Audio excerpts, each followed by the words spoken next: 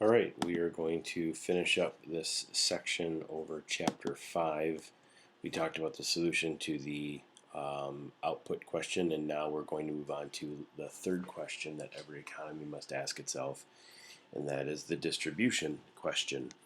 And the question is who is going to get what is produced by the economy? And so we've already talked about what they're going to produce and who's going to produce it, and now we're going to get who is going to get what is produced, what goods are produced. And so the two solutions come down to these options, as we said before: command economy, and as I just a reminder, command economy would deal with communism, and it would deal with more of the dictator style of things. And they believe in egalitarian fairness. Egalitarian basically means equal. We've talked about this at the very beginning of the year. But the idea of egalitarian fairness is this: everybody has a right to the nation's wealth because they are a part of society. That just because you are a part of society, you have the right to the nation's wealth. Whether you can contribute a lot or contribute little or whatever, you are still getting part of the right to the nation's wealth because you are a part of society. You are a part of them.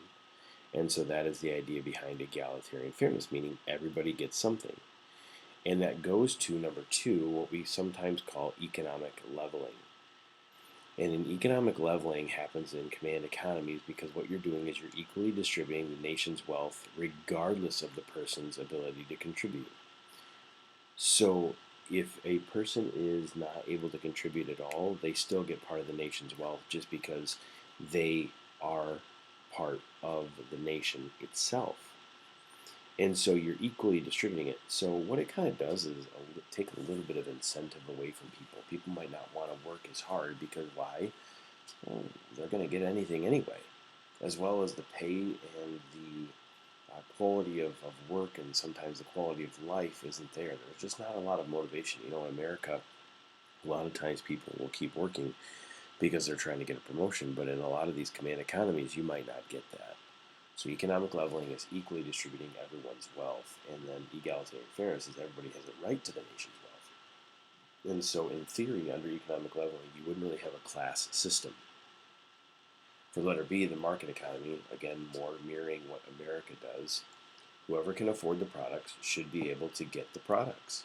That's the idea of, the idea behind a market economy. If you make money and you can afford to spend $200 on a pair of tennis shoes, then go ahead. And if you can't, then don't. And whoever can afford the products are the ones who get the products. And there are going to be certain businesses that are going to cater to people like that. I will never own a Cadillac in my life. I have nothing against Cadillac, but I cannot afford Cadillacs. And it doesn't make that Cadillac is a bad company, but they're making higher end vehicles for people. And the idea of the market, there is a market out there for Cadillacs. Unfortunately, I'm just not one of the people who can afford them. And so there are certain car companies that would maybe appeal to me. Kia, Mitsubishi, those cars would try to appeal to me, and they would say you can get a brand new car for $13,000, which would be way more affordable than a $65,000 Cadillac. So whoever can afford the products can do it, and we call this economic Darwinism. It's kind of like survival of the fittest in the economy and in business. Whatever you can make, whatever you can make and whatever you can buy, go ahead. And if a business goes out of business and it's a competitor, well, it stinks to be them. Just down the street from the school, you used to have a Lowe's and a Home Depot right across the street from each other. Well, one survived, and it wasn't Lowe's, and Home Depot's still going. Do you think Home Depot cares that Lowe's closes? Well, of course not. You think about McDonald's. McDonald's seem to be everywhere. Do you think McDonald's cares if Burger King closes down like they are? No, of course not. It's a competitor that's actually going out. Do you think McDonald's would care if Chick-fil-A moved into Grand Blanc? Of course they would. The point being is it's economic Darwinism, survival of the fittest. I mean, if you can get your products out there at an affordable rate, people want them, awesome. If you can charge more to people, kind of like the law of supply, and people will still buy it, keep going. Keep doing it. And sometimes what this is called is libertarian fairness. And they would say economic rights are entitled to citizens and they are free from government control. This is where you kind of get the term libertarians, which are a lot of people are actually turning toward libertarians, which is kind of like a mix of Democrat, mix of Republican viewpoints on some things, but for the most part, they kind of want the government to have less control. And what they would say is economic rights are entitled to citizens, and when citizens are free from government control, you don't have to be told what to do. You get to decide on what you want to do as far as the economy goes. Libertarians would be really, really against all of these government quarantines and all these government shutdowns. They would just be absolutely just hating it. Why? Because they're saying, yeah, there's certain economic rights that are entitled to us, but we are free from government control. You can't, hold us down. I am going to add in a weird one here. It's called the mixed view. And the mixed view is this: that government control is there for a safety net, but everyone ultimately determines their own financial destiny. And this kind of errs on the side of capitalists and kind of what the type of capitalism that we have. And we will talk about various forms of capitalism next chapter. But it's the idea that the government is there to kind of make sure that nobody really just completely bottoms out. But ultimately, you control your own economic destiny, your own financial destiny. There's nothing against you being a McDonald's worker or somebody working for Culver's or Burger King or Taco Bell. We need people to work those industries. And if that's truly what you want to do, then go ahead. The government is allowing you to do that. But during this pandemic, when people lost their job, this is when government is there for a safety net and says, okay, we're going to create a higher unemployment pay and all of these other things. And the government control is there for a safety net, but really, you determine your own financial destiny.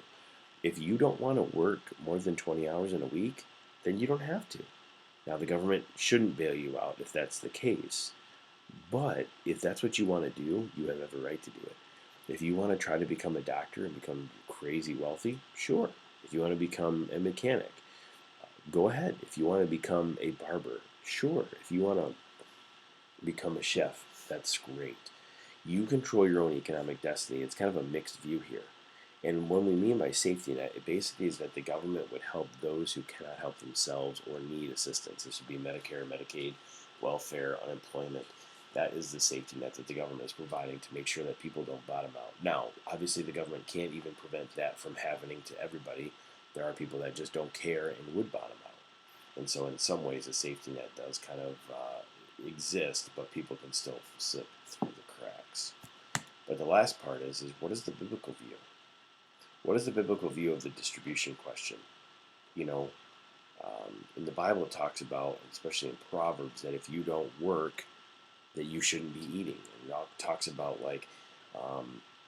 how the ant is an insect that works very, very hard, and that the grasshopper doesn't really do that.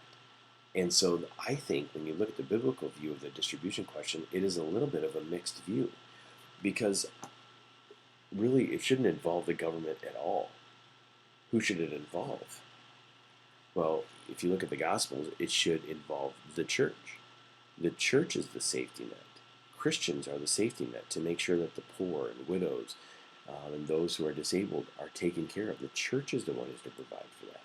But yet you should still be working hard to provide for your family and to make money and to contribute to society.